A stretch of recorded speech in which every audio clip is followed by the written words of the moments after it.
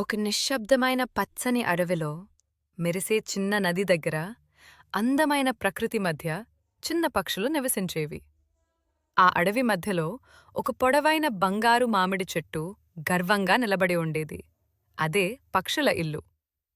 ఆ చెట్టుపై 4 ముద్దు పక్షులు ఉండేవి: చికి, మిధు, రాణి, బంటి. చికి పసుపు రంగు పక్షి.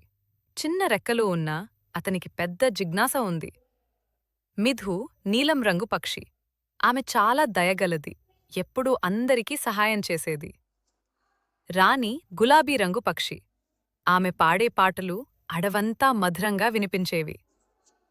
బంటి గోధుమ రంగు, సరదాగా ఉండే పక్షి. అతనికి మామిడి పండ్లు తినడం చాలా ఇష్టం.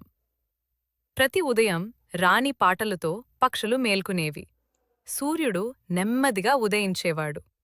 ఒకరోజు చికి గమనించాడు. బంగారు మామిడి చెట్టు అలసిపోయినట్టుగా కనిపించింది. అప్పుడే చెట్టు మృదువైన స్వరంతో మాట్లాడింది. నది ఎండిపోతుందని చెప్పింది. పక్షులు బాధపడ్డాయి. కాని చికి చెప్పాడు, మనం కలిసి ఉంటే బలంగా మారుతాం. అందరూ కలిసి జంతువుల సహాయం తీసుకున్నారు. ఏనుగు నీటిదారి తవ్వింది. రాణి ఆకాశంలోకి ఎగిరి పాట పాడింది. మేఘాలు చేరి వర్షం పడింది. నది మళ్లీ ప్రవహించింది. చెట్టు ఆనందించింది. అడవంతా పచ్చగా మారింది. పక్షులు సంతోషంగా జీవించాయి.